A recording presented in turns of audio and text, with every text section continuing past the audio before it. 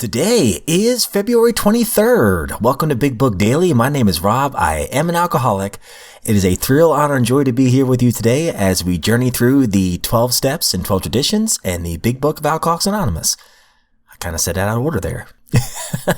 Today we're going to be reading Dr. Bob's Nightmare, pages 173 to the top of 175.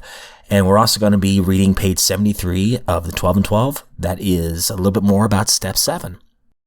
So with all that, my friends, I hope you're staying warm. As I'm recording this, it is about 9 degrees outside.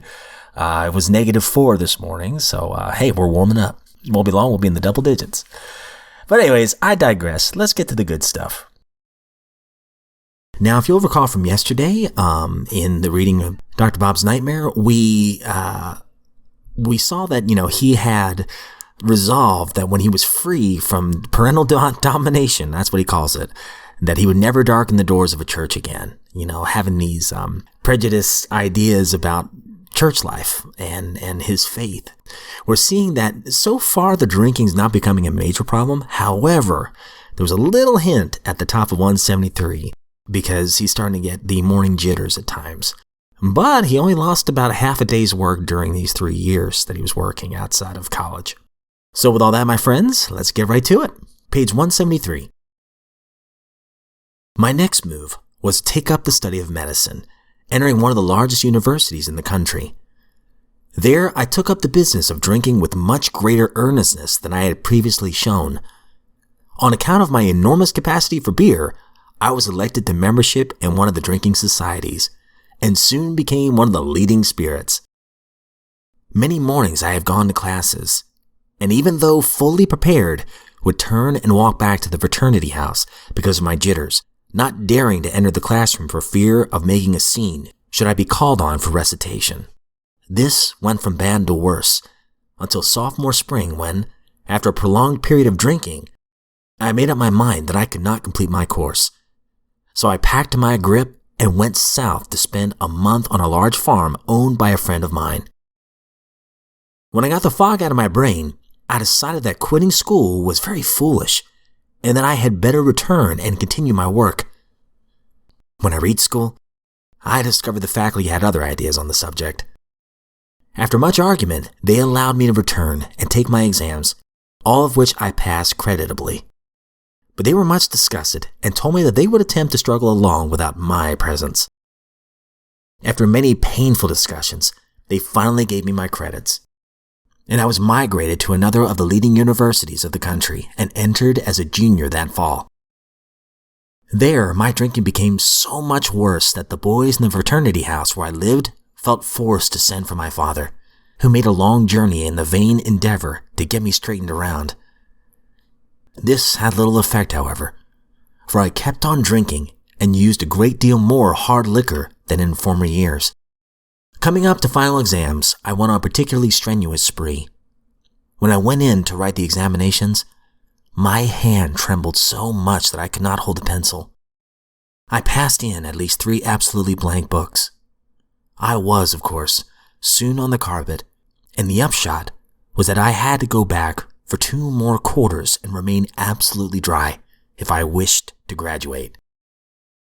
This I did, and proved myself satisfactory to the faculty, both in deportment and scholastically. I conducted myself so creditably that I was able to secure a much coveted internship in a western city where I had spent 2 years. During these 2 years, I was kept so busy that I hardly left the hospital at all.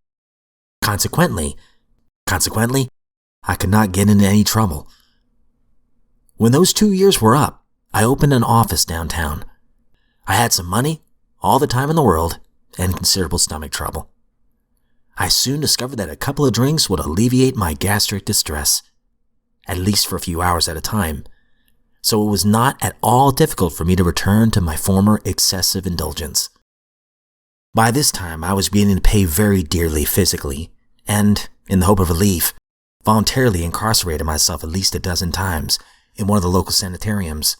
I was between Skyla and Charybdis now, because if I did not drink, my stomach tortured me, and if I did, my nerves did the same thing. After 3 years of this, I wound up in the local hospital, where they attempted to help me. But, I would get my friends to smuggle me a quart, or I'd steal the alcohol about the building. So that I got rapidly worse. Alright guys, so that is a good stopping place for now. As we can see, this is progressively getting worse, this disease in Dr. Bob's life. So we'll come back to that in just a second. And yes, I did have to look those words up. Scylla and Charybdis. There you go. Alright guys, so as we're journeying through step 7, which is humbly asked him to remove our shortcomings, we are on page 73 today. And we're going to start halfway down, but just a quick recap. It said here in the last paragraph, so it is that we first see humility as a necessity. And that's, again, the foundation of the program. That's the very first step. It's a humble step, admitting that we're powerless. And again, we talked about how that's a paradox, right? That true freedom comes from surrender in the steps, at least. And that has been a reality in my life. So we're going to finish off page 73, starting halfway down. When we have finally admitted without reservation that we are powerless over alcohol, we're apt to breathe a great sigh of relief, saying, well, thank God that's over. I'll never have to go through that again. Then we learn, often to our consternation, that this is only the first milestone on the new road that we're walking. Still goaded by sheer necessity, we have reluctantly come to grips with those serious character flaws that made problem drinkers of us in the first place. Flaws which must be dealt with to prevent a retreat into alcoholism once again. We will want to be rid of some of these defects, but in some instances, this will appear to be an impossible job from which we recoil. And we cling with a passionate persistence to others, which are just as disturbing to our equilibrium, because we still enjoy them too much. How can we possibly summon the resolution and the willingness to get rid of such overwhelming compulsions and desires? But again, we are driven on by the inescapable conclusion, which we draw from AA experience, that we surely must try with a will, or else fall by the wayside. Okay, so guys, we will stop there on the top of page 74 today. And oh man, this one nails me to a T right here. There are some areas of my life where I've been a lot less willing to give them over to my higher power. There have been other areas that I don't consciously know I'm doing it, but I'm picking it back up. Areas like gluttony, areas like negative self-centeredness, areas like pride, ego, areas of fear. I mean, I pick all these back up sometimes. Thankfully, the God of my understanding is very, very patient. And for me, again, it's just daily surrender. Talking about humility, I have to practice humility every day. And notice I said practice. For me, practice isn't going to make perfect. Practice is going to make some progress. I just got to keep practicing because I'll be a work in progress to the day I die. And going back to poor Dr. Bob and his situation, you can see the degradation. You can see the malady really starting to take his life over. I mean, he's switching universities. He can barely hold his pencil to take a test. And these are in his younger years, his college years, right?